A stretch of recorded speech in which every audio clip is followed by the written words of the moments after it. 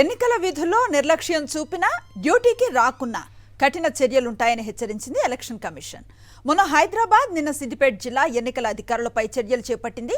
మున్ముందు నిబంధనలు పాటించకపోయినా అలసత్వం ప్రదర్శించిన క్రిమినల్ చర్యలు తప్పవని తేల్చి చెప్పింది ఈసీ.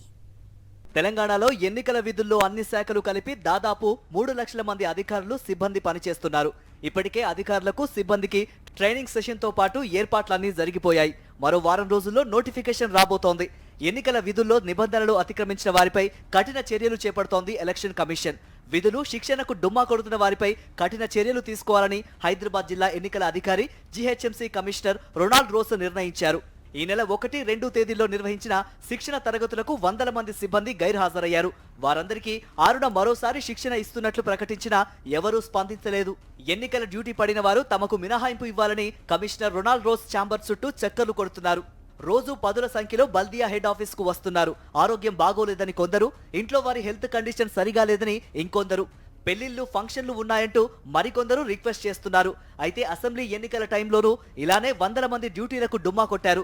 ఉన్నతాధికారులు హెచ్చరించినా పట్టించుకోలేదు. మ్యాన్ పవర్ షార్టేజ్ కారణంగా డ్యూటీకి హాజరైన సిబ్బంది ఇబ్బందులు పడ్డారు. ఈ నేపథ్యంలో ఈసారి డుమ్మా కొట్టే సిబ్బందిపై కఠిన చర్యలకు కమిషనర్ సిద్ధమయ్యారు. బీఆర్ఎస్ మెదక్ పార్లమెంట్ అభ్యర్థి వెంకట్రామిరెడ్డి సమావేశానికి హాజరైన సిద్దిపేట జిల్లాకు చెందిన 16 మంది అధికారులను సస్పెండ్ చేస్తూ సంచలన నిర్ణయం తీసుకుంది ఎలక్షన్ కమిషన్. ఈ నిర్ణయంతో రాష్ట్ర వ్యాప్తంగా ఎన్నికల అధికారులు కొంత భయాందోళనతో విధుల్లో పాల్గొంటున్నట్లు సమాచారం.